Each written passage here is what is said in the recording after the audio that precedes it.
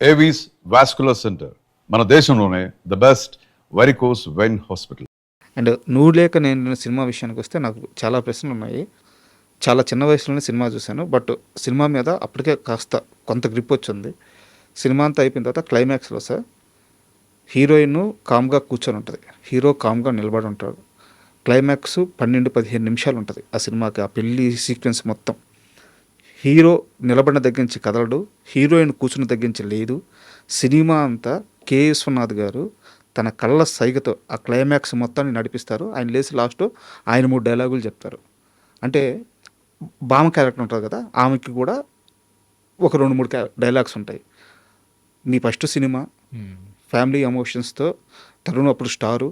So మీరు కావాలంటే ఆర్తి అగర్వాల్ చేత, తరుణ్ చేత మంచి క్లైమాక్స్ పెట్టుకొని యూత్ని కిదెక్కిచ్చే క్లైమాక్స్ పెట్టుకోవచ్చు. హీరోయిన్ని పక్కన పెట్టేసి ఇద్దరు పెద్దవారి చేత ఆ క్లైమాక్స్ బారాన్ని అంతా వేసి సినిమా తీస్తే, చిన్న వయసులో సినిమా తీసినప్పుడు మీరు తప్పుగా అనుకోవద్దు. ఎవరికో మంచి పొగరుంది, రైటింగ్ స్కిల్ మీద, సెన్సిబిలిటీ మీద మంచి స్కిల్ ఉంది అని ఫస్ట్ ఇంప్రెషన్. కాశీ విశ్వనాథ్ అనే వ్యక్తి గురించి అతను ఎవరో తెలియక ముందే నాకు పడ్డ ఫస్ట్ ఇంప్రెషన్ సార్. ఏంది ఈ క్లైమాక్స్ డిజైన్ చేశాడు, మామూలు తెలివితేటలు కాదు అని నాకు అనిపించింది. నిజంగా మీరు ఇదంతా ఆలోచించి చేశారా? అప్పుడు భయపడలేదా? ఏ ధైర్యంతో ఆ క్లైమాక్స్ క్రియేట్ చేశారు? అంటే దానికి అక్కడ కూడా ఒక పెద్ద కథ ఉంది. ఓకే. కథ ఏంటంటే క్లైమాక్స్ స్టార్ట్ చేశాను నోమా కళ్యాణ మండపంలో. నేను ఏ షార్ట్స్ తీసుకుంటున్నాను, ఈలోపు ప్రొడ్యూసర్ సురేష్ బాబు గారు, విశ్వనాథ్ గారు, పరుచూరు వెంకటేశ్వరరావు గారు ముగ్గురు కూర్చొని ఒక రకంగా డిజైన్ చేసి ఇలా ఉంటుంది, ఇలా ఉంటుంది, ఇలా చేస్తే బ్రహ్మాండంగా ఉంటుంది, క్లైమాక్స్ బాగుంటుంది, ఫెయిర్ చేసేయండి అని షేక్ హ్యాండ్లు ఇచ్చేసుకొని నా దగ్గరికి వచ్చి, వెంకటేశ్వరరావు అదిరిపోయిందయ్యా, నేను సినిమా సూపర్ హిట్ పో, నక్కను దొక్కావు అని ఆయన వెళ్ళిపోయి, కాసి బాగుంది యాజ్ ఇట్ ఈజ్ ఇలా ప్రొసీడ్ అయిపోండి అని చెప్పి సురేష్ బాబు వెళ్ళిపోయి, విశ్వనాథ్ గారు వచ్చి చెప్పి అన్నీ చేశాక ఫెయిర్ చేసి నా దగ్గర తీసుకొచ్చారు. తీసుకొచ్చాక నాకు అంత ఎక్కలేదు. దాంట్లో ఏంటంటే విశ్వనాథ్ గారు పెళ్లి గురించి, తాళి గురించి, 7 అడుగులు అంటే ఏంటి, తాళిబొట్టు విలువ ఏంటి, అది ఇది అనే స్పీచ్లు ఉంటాయి. ఓకే. అది చూసాక నాకు ఎక్కలేదు. బట్ ఫస్ట్ టైం డైరెక్షను నేను ఎక్కలేదు అది ఇది అని అంటే లెజెండ్స్ వాళ్ళు ఫీల్ అవుతారు అని అనుకుని తీయటం మొదలుపెట్టా. మార్నింగ్ నుంచి సాయంత్రం వరకు ఒక 4:30 ఆ ప్రాంతం వచ్చేటప్పటికి ఎవ్రీ షాట్ నాకు బోర్ కొట్టేస్తుంది. డైరెక్టర్ని, స్టోరీ నేను రాశాను, నాకే బోర్ కొట్టేస్తే రేపు ఆడియన్స్కి ఎలా ఉంటుంది అని చెప్పేసి ఇంకా అంతే. క్లైమాక్స్ పోయిందంటే సినిమా ఆడదు, ఆడకపోతే నా భవిష్యత్తు పోద్ది అని చెప్పి కళ్ళం నీళ్ళు వచ్చేసి ఓ పక్కెళ్ళి బొట్ట ఏడ్చేసి, ఆ ఏడుపులోనే ఓ ధైర్యం తెచ్చుకొని సురేష్ బాబు ఫోన్ చేశాను. ఫోన్ చేసి, బాబు సినిమా షూటింగ్ చేస్తున్నాను కానీ డైరెక్టర్గా నాకే బోర్ కొట్టేస్తుంది, క్లైమాక్స్ నచ్చలేదు నాకు అనగానే ముందు ఆయన షాక్, ఒక నిమిషం బ్లాంక్గా అలా ఉన్నాడు. నుండి ఇప్పుడు ఏం చేస్తున్నారు అంటే, విశ్వనాథ్ గారు ఒక పేజీ డైలాగ్ ఉంది, అది పెద్ద షార్ట్ పెట్టాము, అది తీస్తున్నాము అని అంటే, వద్దు ఆపేసి ప్యాకప్ చెప్పి వచ్చే అన్నాడు. బా అన్నాక విశ్వనాథ్ గారు ఫుల్గా ప్రిపేర్ అయిపోయాడు. సో కెమెరామెన్ పిలిచి, బాగోదు ఇలా ఆపేసాము అని ఆపేసి ఆ డైలాగ్ వద్దు అంటే బాగోదు, ఈ షార్ట్ తీసేద్దాం, అలాగే ప్రొడ్యూసర్ కూడా ఖర్చు ఉండకూడదు కదా, కెమెరా మీరు ఆన్ చేయకండి, నేను స్టార్ట్ కెమెరా యాక్షన్ ఇవన్నీ చెప్తాను, షార్ట్ అంతా అయిపోయాక ఓకే కట్ అని చెప్పిన తర్వాత ప్యాకప్ అని చెప్తాను అని చెప్పి కెమెరా రన్ చేయకుండా ఆ షార్ట్ పెద్ద క్రెయిన్ షాట్, ఒక పేజీ డైలాగ్ విశ్వనాథ్ గారు చాలా ఎమోషనల్గా చెప్పి అన్నీ చెప్పారు. అయిపోయింది, డైలాగ్ అయిపోయింది, కట్ ప్యాకప్ అన్నాను. అన్నాక అందరూ వెళ్ళిపోయారు. నేను డైరెక్ట్గా సురేష్ బాబు దగ్గరికి వెళ్ళాను. వెళ్తే ఏంటి ప్రాబ్లం అన్నాడు. ఏంటి బాబు అదంతా, విశ్వనాథ్ గారు స్పీచ్ల కోసం సినిమాకి వస్తారు, సినిమాలో డ్రామా ఉండాలి, నెక్స్ట్ ఏం జరుగుతుందని ఇంట్రెస్ట్ ఉండాలి, ఇది వరకు మేము డిస్కస్ చేసింది, అనుకున్నది, రాసుకున్నది అది కదా, మొత్తం మార్చేసి, ఎప్పుడో నా చిన్నప్పుడు బావమర్దల్లో అల్లు రామలింగ గారు చెప్తాడు, తాళంటే అక్షంతలు ఏంటి, 7 అడుగులు అంటే ఏంటి, జీలకర్ర బెల్లం ఏంటి అంటే చెప్తాడు. ఆ టైంలో అప్పుడు బాగున్నాయి, ఇప్పుడు అది కాదు కదా. ఆ తరుణ్కి ఆర్తి అగర్వాల్కి పెళ్ళి అవుద్దా అవదా, అయితే ఎలా అవుతుంది, ఆ విషయం వాళ్ళిద్దరు ప్రేమించుకున్నారన్న విషయం ఎలా తెలుస్తుంది, ఇది కదా డ్రామా అని అంటే ఆయనకి వెంటనే నచ్చేసింది. అన్నిటికంటే కూడా నా గట్ ఫీలింగ్ నచ్చింది ఆయన. మొత్తం ఇదంతా షూటింగ్ చేసి ఎడిటింగ్ చేసి క్లైమాక్స్ వేసి చూసుకున్నాక చిచ్చి బోరు కొట్టేసింది, పాతదే బాగుంది కదా అని రీషూట్కి వెళ్ళటం అనేది చాలా చోట్ల జరుగుతుంది. బట్ అది ఏమీ లేకుండా ముందు చెప్పడం అనేది చాలా నచ్చింది. ఇంకా నేను కూడా రాను, నువ్వు అనుకున్నది రాసుకుని నువ్వు అనుకున్నట్టు రేపు ఎల్లుంట్లో క్లైమాక్స్ ఫినిష్ చేశాను.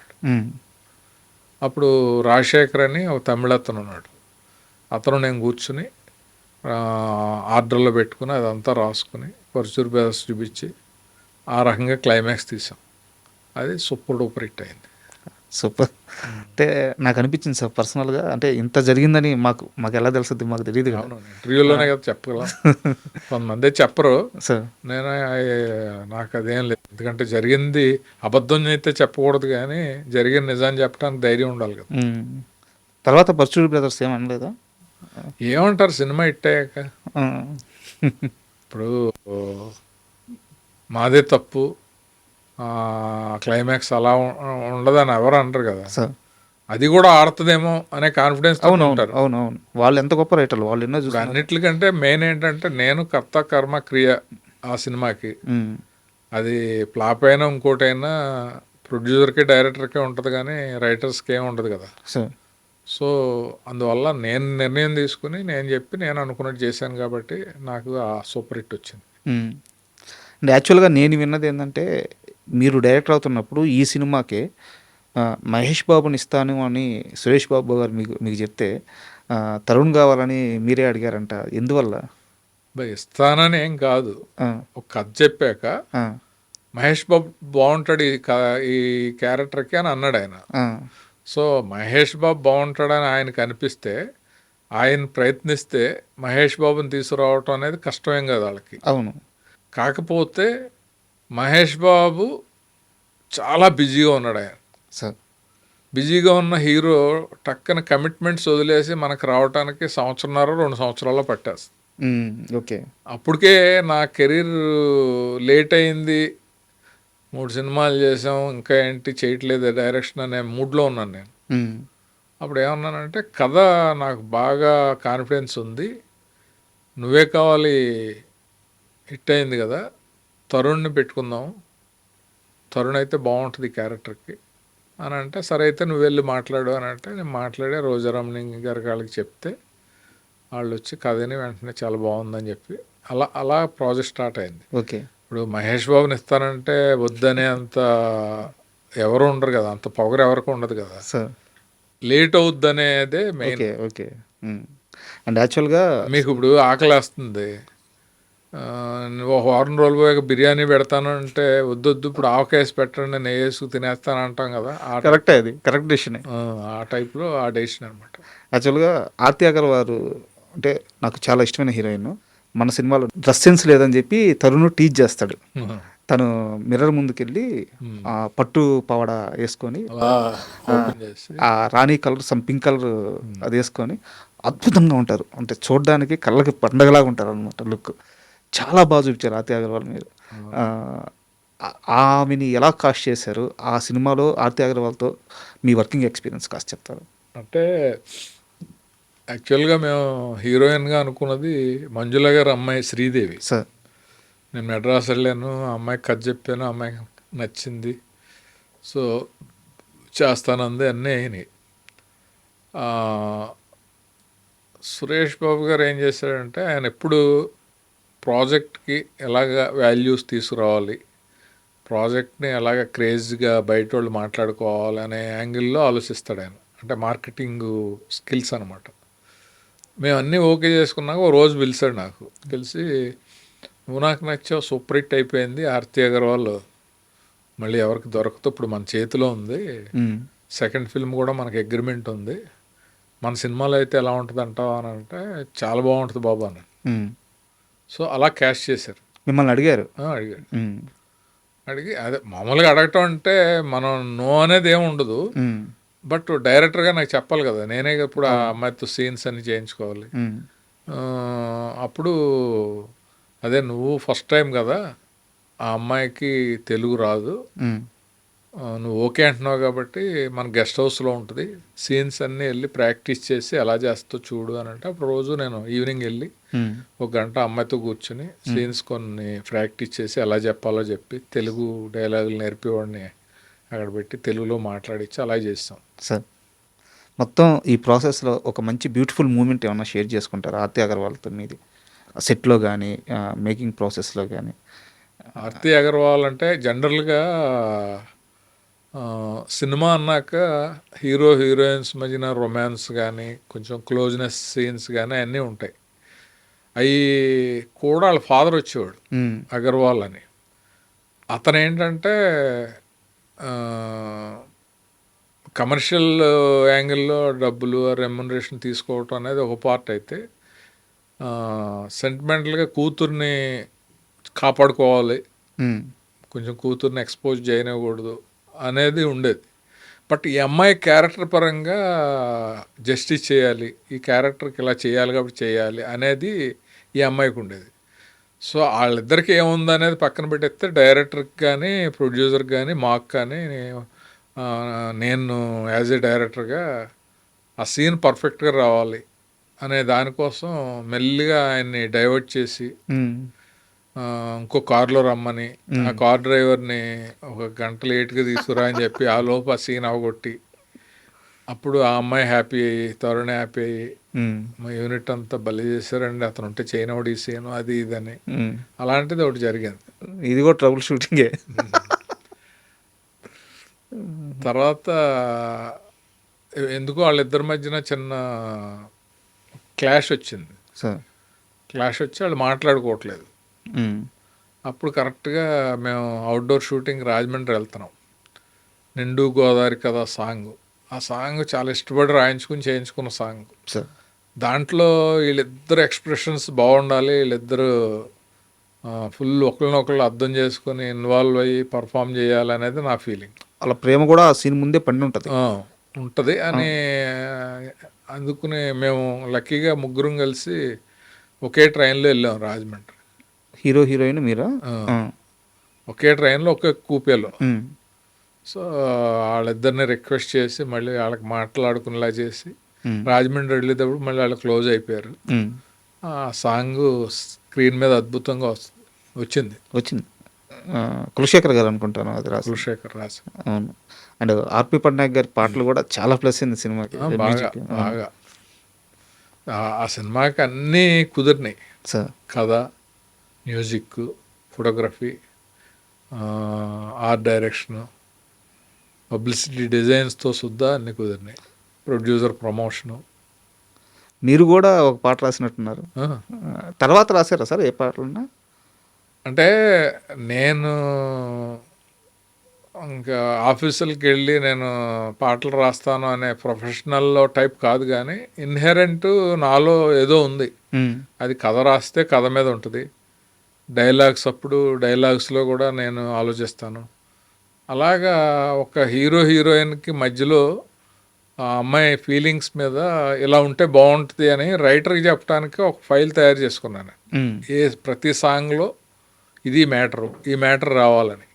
అది ఆర్పి పట్నాయక్ నచ్చి వెంటనే ట్యూన్ చేశాడు. సురేష్ బాబు వాళ్ళకి పంపిస్తే 4 ట్యూన్లలో ఇది బాగుంది, ఈ పాట లిరిక్స్ కూడా బాగున్నాయి అని అనగానే ఆర్పి వచ్చి చరణాలు కూడా మీరే రాసండి అని చెప్పి ఫోర్స్ చేస్తే రాశాను. అది ఎలా ఎలా ఏదో ఏదో అయిపోతుంది, ఎదలో ఏదో మొదలైంది ఆ పాట. ఓకే. ఎలా ఎలా అనేది చంద్రబోస్ గారు రాశాడు. ఓకే.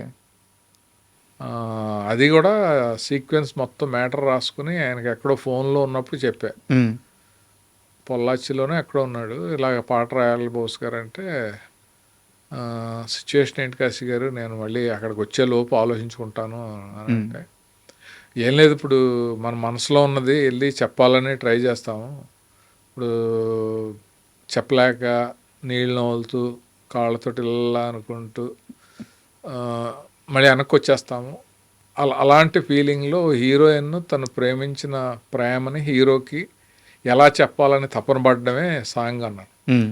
వచ్చేసింది, అద్భుతంగా ఉన్న సిచ్యువేషను, మీరు వచ్చేటప్పుడు చూడండి అదర్ కూడా వేస్తాను అది ఇది అని చెప్పి ఎలా తెలుపును అనే పాట అదిరిపోయింది సాంగ్. చాలా కాలేజీల్లో సార్ అంటే కాలేజీలో ఫెస్టులు జరుగుతుంటాయి కదా, వాటిల్లో అమ్మాయిలు డ్యాన్స్ వేసే అంటే ఈ పాట లేకుండా అమ్మాయి ఆ ఫెస్ట్లో ప్రతి కాలేజీలో ఈ పాటకి డ్యాన్స్ వేసేవాళ్ళు అమ్మాయిలు. ఎందుకంటే ప్రేమను ఎలా వ్యక్తపరచాలనేది అబ్బాయిలకి చాలా పాటలు ఉన్నాయి, అవును, అమ్మాయిలకి ఎక్కువ పాటలు లేవు. సో చాలామంది లేడీస్ ఈ సాంగ్ని ఓన్ చేసుకున్నారు. అవును. And for more videos, Please subscribe to iDream. Please subscribe to iDream. Please subscribe iDream. And please subscribe to iDream. For more videos, subscribe to iDream. please like, share, and subscribe to the channel. Congratulations, iDream. Subscribe to iDream. Subscribe to iDream. So subscribe to iDream Media. iDream ki iDream team andarki huge congratulations. Please subscribe iDream Media. Please subscribe to iDream. Subscribe iDream. Please subscribe to iDream.